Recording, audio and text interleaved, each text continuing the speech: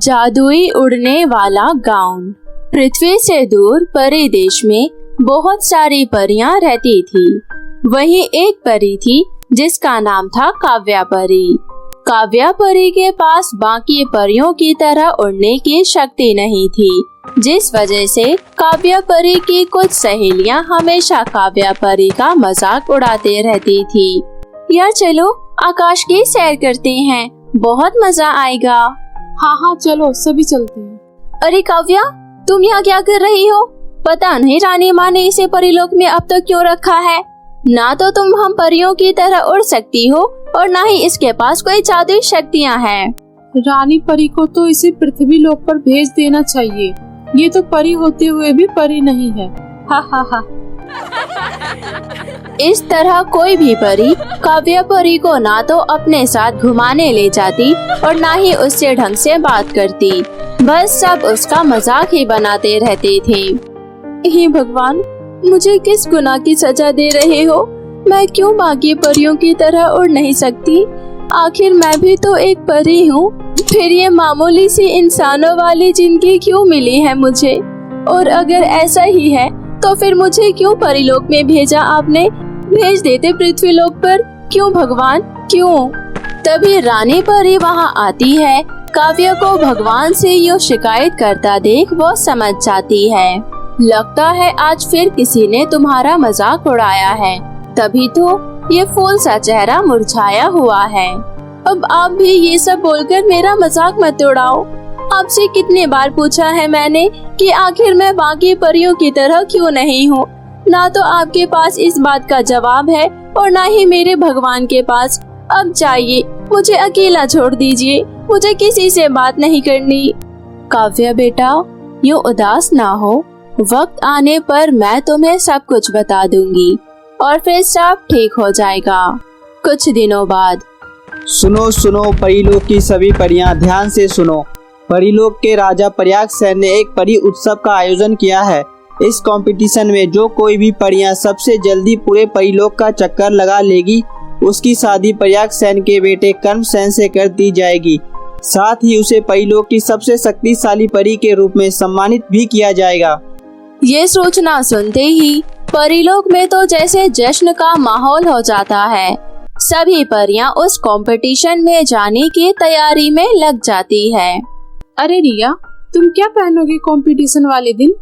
मैं तो अपना सबसे खूबसूरत पिंक कलर वाला गाउन पहनूंगी और देखना, इस कंपटीशन का विनर मैं ही बनूंगी।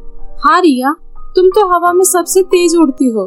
तुमसे तो आज तक रेस में कोई नहीं जीत पाया है और मुझे भी यकीन है इस बार भी तुम ही इस कंपटीशन में जीतोगी। काव्या परी भी दूर खड़ी होकर ये सब सुन रही थी। तभी रानी परी वहाँ आती है। परियों, आज से पूरे 5 दिन बाद ही ये उत्सव है। सभी परियों को इस कंपटीशन की अच्छे से तैयारी करनी है। सिर्फ कंपटीशन ही नहीं जीतनी है, आप सभी को अपनी सुंदरता से कर्मसेन का दिल भी जीतना है। तो पार्लर वार्लर जाओ, अभी से ही तैयारी करो, कोई कमी नहीं होनी चाहिए। और हाँ रिया, तुम अपने साथ काव्या परी को भी पार्लर ले जाओ। क्या काव्या परी भी हम सब के साथ उस कंपटीशन में भाग लेगी? सभी परी का मतलब क्या होता है रिया? या फिर तुम काव्या की गिनती परियों में नहीं करती? व्हाटएवर, क्या फर्क पड़ता है। जी रानी परी, मैं काव्या को अपने साथ ले जाऊंगी। फिर पार्लर जाकर वो पार्लर वाली को बोलती है, इस काव्या की बच्ची का ऐसा मेकअप करना कि ये जिंदगी भर दोबारा मेकअप करने के लायक ना बचे। ओके मैम, मैं समझ गई। गुड। फिर पार्लर वाली काव्या परी का पूरा चेहरा खराब कर देती है। रिया, ये क्या करवा दिया तुमने मेरे चेहरे पर? कितनी बदसूरत लग रही हूँ मैं। बदसूरत नहीं मेरी जान, खूबसूरत। आखिर तुम्हें भी तो उस उत्सव में जाना है ना। You looking so beautiful. Kavya रोते रोते अपने कमरे में आ जाती है। रानी माँ, आज आपको जवाब देना पड़ेगा। आखिर क्यों हर बार मेरा मजाक बनता है? क्यों मैं बाकी परियों की तरह नहीं हूँ? जवाब दीजिए रानी माँ। अगर तुम्हें जानना है तो सुनो। तुम जब छोटी थी तब तुम्हें एक जादूगरनी ने चुरा लिया था।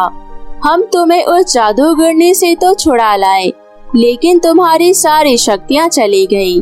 अगर तुम आज ये कंपटीशन जीत गई और कर्मसेन से तुम्हारी शादी हो गई तो तुम फिर से शक्तिशाली हो जाओगी।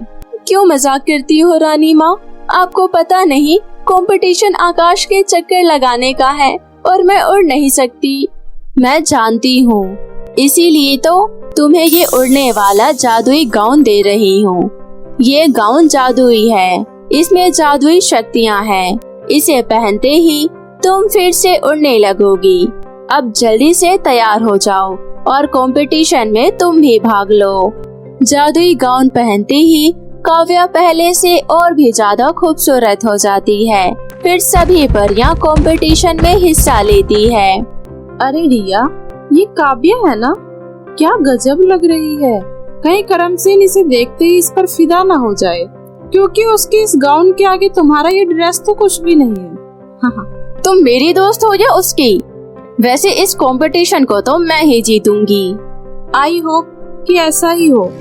कंपटीशन स्टार्ट हुआ और कुछ देर बाद काव्या परी अपनी जादुई गाउन की मदद से सबसे पहले आसमान का चक्कर लगाकर आ जाती है और फिर कर्मसेन से काव्या की बड़े ही धूमधाम से शादी हो जाती है और काव्या पूरे परीलोक में सबसे शक्तिशाली परी बन जाती है। डियर रिया, अब तुम्हारा क्या होगा? काव्या तो तुमसे भी ज्यादा तेज उड़ रही थी, अब तो वह सबसे ज्यादा शक्तिशाली भी बन गई है। मैं तो चली काव्या से दोस्ती करने और उससे माफी मांगने। तुम भी अपनी गलती की माफी मांग लो, मुझे यकीन है वो तुम्हें जरूर माफ कर देगी।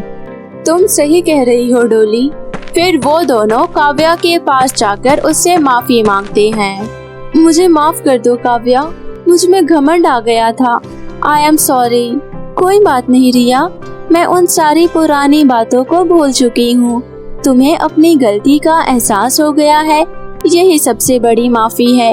और हाँ, आज रात को तुम लोग मेरे घर पर खाना खाने जरूर आना। और फिर सारी परियां खुशी खुशी रहने लगती है। तो मेरे प्यारे दोस्तों, इसी तरह हमें भी सभी के साथ मिलजुल कर रहना चाहिए। तो कैसी लगी आपको मेरी ये कहानी? मुझे कमेंट करके जरूर बताएं। और यदि कहानी अच्छी लगी हो तो अपने दोस्तों के साथ भी शेयर करें। और हाँ दोस्तों, अगर आपने अब तक मेरे चैनल मोमो टीवी को सब्सक्राइब नहीं किया है तो जल्दी से नीचे लाल बटन दबाकर अभी सब्सक्राइब कर ले और साथ ही इस बेल आइकन को दबाना ना भूले। तो मिलती हूँ मैं आप सभी से फिर किसी नई कहानी के साथ। तब तक अपना ध्यान रखें। बाय बाय दोस्तों।